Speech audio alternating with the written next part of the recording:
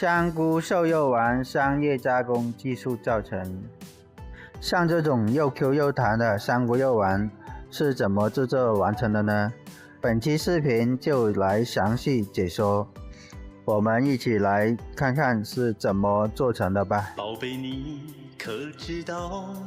首先选用瘦肉为纯瘦肉，把它切好，然后经过切肉机进行切碎，一般经过2次切碎即可，然后再经过绞肉机进行绞碎，做成肉泥，进行备用。亲爱的，想起你，心情就特别好，想你那每一次紧紧的拥抱，让我发现世界是多么的美妙。我知道这就是幸福的味道。准备好切碎的香菇，接下来准备进行打浆，分别在打浆机中放入冰，然后放入肉泥、配料进行打浆操作。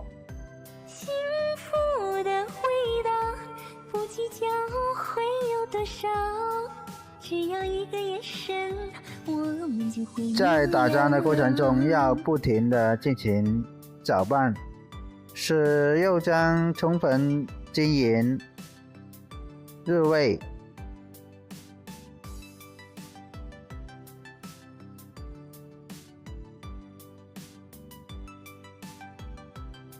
宝贝，你可知道？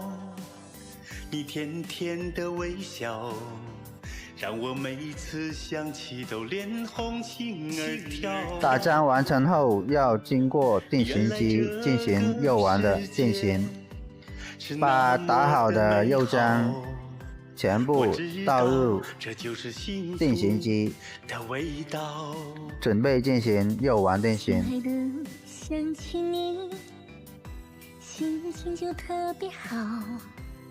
在肉丸定型的过程中，底部要放入一盆热水，使肉丸定型过程中快速的成型。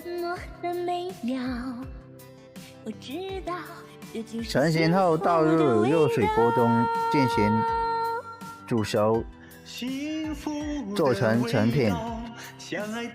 做成的肉丸经过高温煮熟，杀菌，做成成品。成型后经过冷水降温，使肉丸更加的香脆可口。这个时候我们就做成这个肉丸的成品了。这样做出来的肉丸，香菇肉丸既脆又可口，香味也够足。